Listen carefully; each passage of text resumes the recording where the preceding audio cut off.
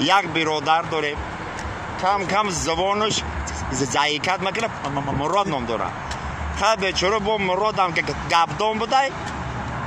همه کوچه خطی میگذاره این برادر میخوشه اگه مراد یا چی نمیگی بخنده навор сохта шудагии бо дастгирии сайти Yagxp дариҷа коэффициентҳои зиёд ва бонусҳои гуногунам меёбем ки силкаш дар комментария. Ҳамчунин агар бо промокоди ёвонӣ шумо регистратсия кунед барои пардохти аввалинтон 6500 рубл бонус медиҳанд. یک شام پرایمر یک خنده در لبان تمام مریدای شهر محمد جون به خاطر همین ماشین یک قصه بحر شما برادران یک برادر داره کم کم زبانش ضعیفیت میکنه مراد نام داره خب بیچاره با مراد هم که گپدان بوده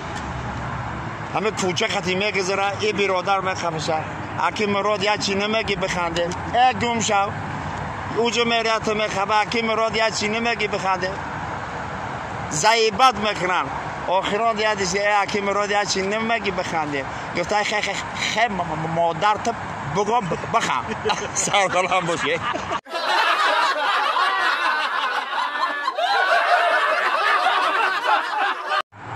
خیلی ماشین یک تا ای بیروش انیکدوت گفتم یک تا دیگه ای دروش میگن برادرها برای که نه بیرونش دلش بمانه نه درونش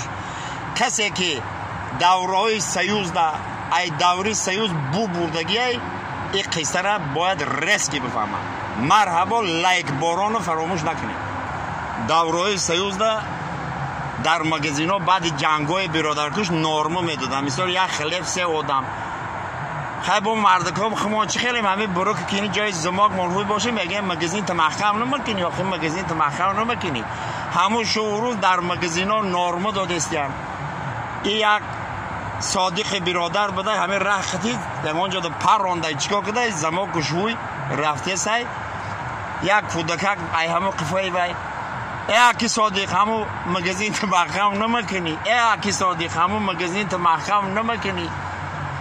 صادق بیچاره ضعیفش ده گفته ای به حالی اوچت بیا نرمش بگیره با محکمه کنه